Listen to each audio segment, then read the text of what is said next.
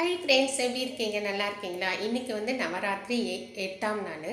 ரொம்ப விசேஷமாக இருந்ததுங்க. கோயிலுக்கு போனேன். அலங்காரத்தில் அப்படியே மயங்கி அப்படி ஒரு கடவுளை பார்க்கும்போது அந்த சாமியை விட்டு என்னால் வரவே முடியணுங்க. அப்படி ஒரு அலங்காரம். கருமாரியம்மன் மேலே ஒரு மாரியம்மன், கீழே ஒரு குட்டி மாரியம்மன் வச்சுருக்காங்க.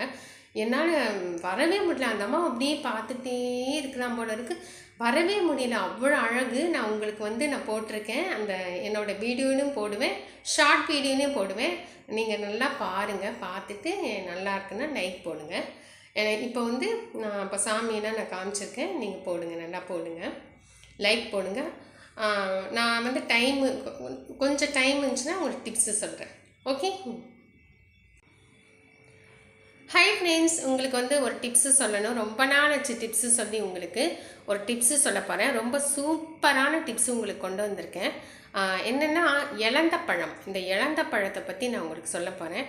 இலந்த பழம்னா மத்தியானம் நீங்கள் சாப்பிட்றீங்களே, அதாவது மதிய உணவு சாப்பிட்டோன்னே அதை சாப்பிட்டோன்னே என்ன பண்ணுறீங்கன்னா, சாப்பிட்டு முடிச்சுடுங்க. இல்லை மத்தியானம் மேலே சாப்பாடு, சாம்பார் எல்லாம் சாப்பிட்டு முடிச்சுட்டு கொஞ்ச நேரம் ஒரு 10 நிமிஷம் உட்காந்துருங்க. அப்போ வந்து இலந்த பழம் இல்லாட்டி இலந்த வடை அந்த மாதிரி சாப்பிடுங்க.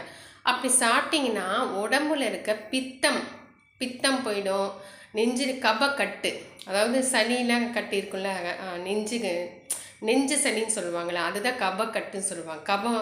கபம் சேர்ந்துருக்கு, நெஞ்சில் வந்து கபம் சேர்ந்துருக்குன்னு சொல்லுவாங்க. அது வந்து ரொம்ப வந்து இருமி ரொம்ப அது ரொம்ப கஷ்டமாகவும் இருக்கும், ஒரு மாதிரியும் இருக்கும்.